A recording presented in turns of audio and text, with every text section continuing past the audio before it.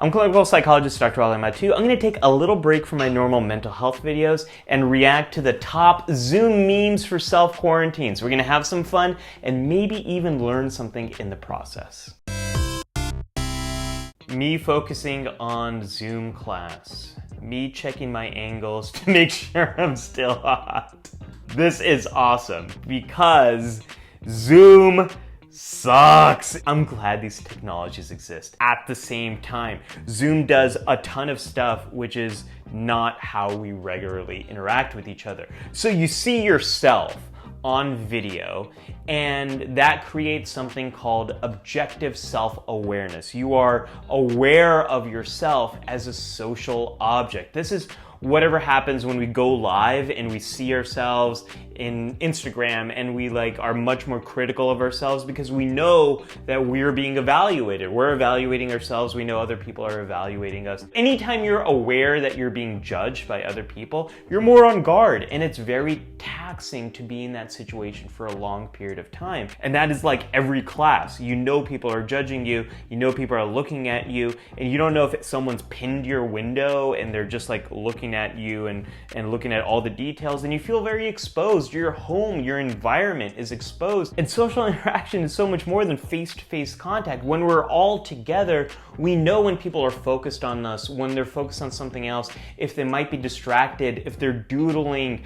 We can change how we're acting based on all of that. And sometimes we know when we're not getting the attention, we can get some relief. We can scratch ourselves. We can do something else. But most of that stuff is lost over Zoom. Meanwhile, online class. What are those headphones even connected to? I wouldn't be paying attention if I was getting some of the online classes that you all are getting. It's a lot of teachers who have never taught in an online way, and they're trying to figure things out. They're in a crisis pandemic situation too, and it's not really an easy time to pick up all the skills that you need to do an online class well. Most of you are getting lectured at over Zoom and getting emailed assignments. That's not a good online course. This is crisis instruction, and the thing I'm really worried about with crisis instruction is the loss of stability that many of you have right now, especially if you have a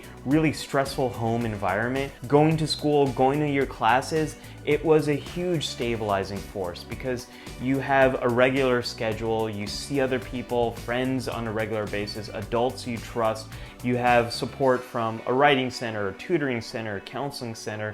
All that stuff is now gone. So it's the students who have the least amount of resources, the most stressors at home, who are most impacted by all of this. Making this meme took away my existential anxiety for 10 seconds. A New York Times article about the uncertain future of higher ed, my dog destroying a squeaky toy during my Zoom class, textbooks I left behind in my dorm, time zone differences, my parents arguing over whether I still have to follow their custody arrangement, me just trying to pass my classes and not die of COVID. This makes me really concerned for Gen Z. This is the generation that was born in the wake of 9/11 and has grown up with mass shooting after mass shooting and is inheriting a planet that is on the verge of a climate collapse.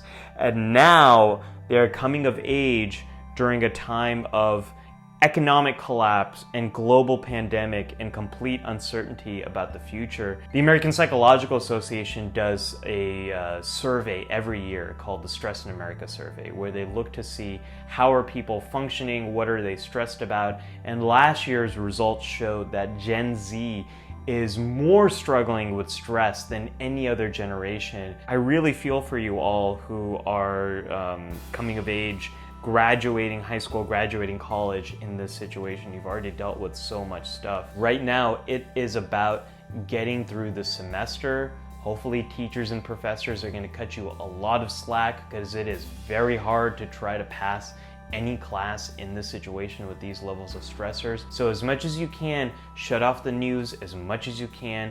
Check it for a bare minimum.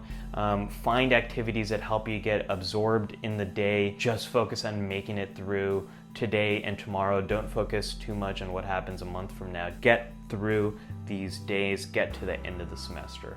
My healthcare plan is to just befriend a doctor and slip in health-related questions during conversations. Oh my gosh, this is so sad to me. It makes zero sense in America for our healthcare to be tied to employment. The moment this virus broke out in America, the economy collapsed, people were laid off, businesses folded, people lost healthcare, they couldn't continue to afford it. That is the last thing you want to see happen during a pandemic, people losing their healthcare. The debate is over. Every single American needs to have healthcare regardless of whether they're fully employed or not. When Zoom tells me my internet connection is unstable, me too. We are all in survival mode right now. We really need to take care of our sleep. We need to make sure we're getting the food we need, the nourishment we need, the drink we need to get through the day. We need to make sure that we're solving as many of our immediate problems and we're staying connected with people we're close to. That's it. That's what it means to survive in this situation. I've got a video about living through trauma, so check that out if you'd like to learn more about how to take care of yourself, get through this crisis, and reduce the chances of experiencing a traumatic response as this whole process continues to play out. Me muting my microphone during Zoom meetings so I can fart. She's so happy and proud of her fart. I've definitely muted for a good flatulence break. And here's my daughter. I should add a meme for parenting during the pandemic right here. Me during quarantine. Be productive because you won't get this much free time ever again. Sleep and slack because you won't get this much free time ever again. This is not free time. While it might feel like you have more time, that time is full with so much more stress than you ever have had probably in your life, and so much more uncertainty than you've had in your life. It's time to try and just cope and get through the day and be nice to yourself and be compassionate. Surviving this crisis is being productive during this crisis. Welcome to the job interview. How qualified are you? I have an undergraduate degree. Yeah, so what? Class of 2020. Oh, dear Lord, sir, you are fired. I feel really bad. People who are graduating during this time. I made a video for all of you if you're a senior during this time, if you're part of class of 2020. It's really hard to manage all the different stuff that's happening during this time. But if you can learn from this experience, get good at understanding yourself and what you're like during these situations where we're pushed to the limits, if you can get good at managing that uncertainty and learning how to regulate your emotions, that all might help you to grow from this experience and be better equipped to deal with all the tough stuff that life is going to throw at you. I Pavloved myself into only being able to study at my favorite cafe with an overpriced drink, so now I'm this has happened to me! My whole productivity system since I was in college has been to get out of my home and put myself in a situation where I want to get out of that environment, and my reward for getting my work done is I get to leave. As much as you can, carve a space in your home that is your workspace. And if you're living in a tiny New York City apartment, or if you're in a tiny room and all your workspace is your bed, well, sit differently when you're in your bed when you're doing work rather than when you're chilling and just watching YouTube videos. If you want more help for that, check out James Clear's Atomic Habits. It's a great overview on how to change your environment and make it easier to get stuff done. A peaceful night of sleep, intensely vivid dreams, my brain during quarantine. This is me. I have really struggled with sleep during this pandemic. It used to be I just need to wind down 1 hour before going to sleep. Now it has to be so much longer. Like I have to do a lot of relaxing things in the hours before going to sleep so that I don't hit the bed and get stuck with all these worries about myself, my family, the world, all that sort of stuff. And if I even like touch the news or get a tweet or a text that reminds me of this stuff,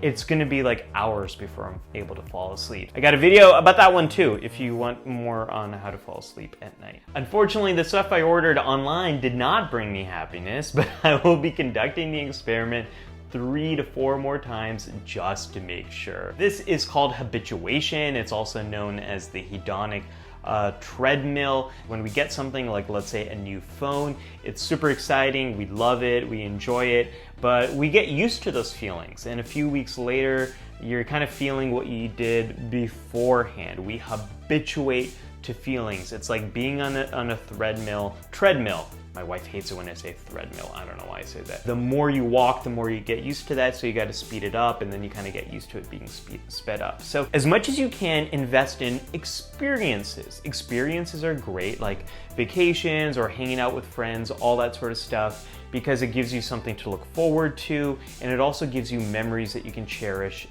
in the future. As I'm talking about that now, I'm realizing that is very horrible advice for right now, because we can't do those experiences that we used to. In that case, you want to invest in products that give you ongoing experiences that feel good and improve your quality of life. Invest in a good pillow, or maybe a new mattress, a better shower head, a standing desk, a really nice chair, or maybe lumbar support for your chair, maybe a new water filter, a better keyboard and mouse, maybe slippers. Slippers are a nice thing right now, or really good bath soap. Stuff like that is going to give you a little bit of gains every day and give you the kind of experiences that are going to improve your mental health and your physical health throughout this whole shelter-in-place situation. Celebrities, we are all in the same boat. Their boat, our boat. The more resources you have, the better you are able to navigate through the traumatic aspects of this crisis. The less resources you have, the more the stressors are impacting you, and the worse you're able to navigate through this. I'm worried about the students who have to take an online course and might not even have stable Wi-Fi, or they keep getting booted out of their classes because their Wi-Fi signal is so limited.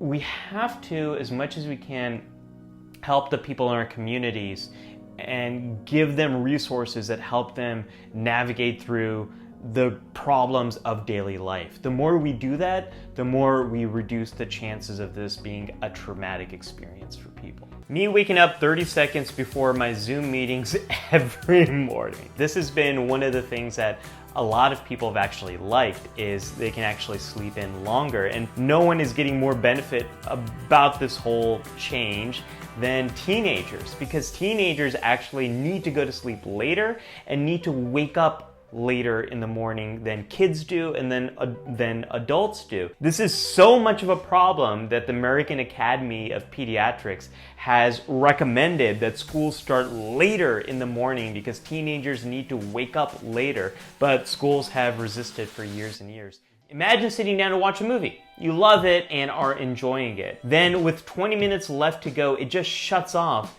and you never find out what happened. That's what happened to my college experience. This grief is real. This is a real loss that you've experienced if your life has been completely disrupted and you aren't able to graduate in the way you thought. You're not able to go to prom, or your friends from college, you're all moved back home and you're in different places. You never really get to say goodbye in the way you wanted. That grief is real. We have to experience it, express it, and get a little distance from it. That's what grief means. Finding ways to express what you're going through in a way that you can tolerate right now and still move on with your life. This meme is actually a really great way to grieve. It's a perfect example of grief. When Apple drops that weekly screen time report, screen time is meaningless. It was meaningless before. It's even more meaningless now. The research on screen time is very mixed. It's not really good research.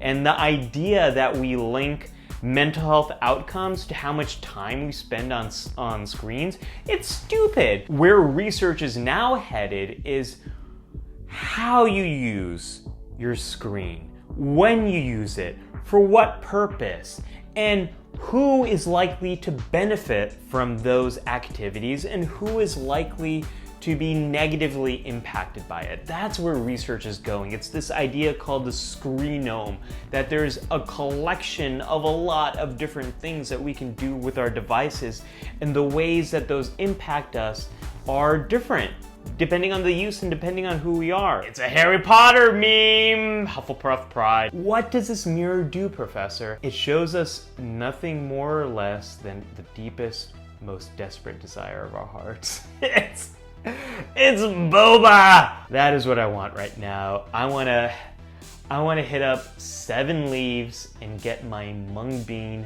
milk tea. I miss that so much. It's been so long since I had some boba. If you want more reaction videos, check out this playlist right over here. If you'd like to learn more about mental health during the coronavirus outbreak, check out this playlist right over here. And if you want more videos that celebrate mental health and make psychology fun and easy to understand, be sure to subscribe to The Psych Show.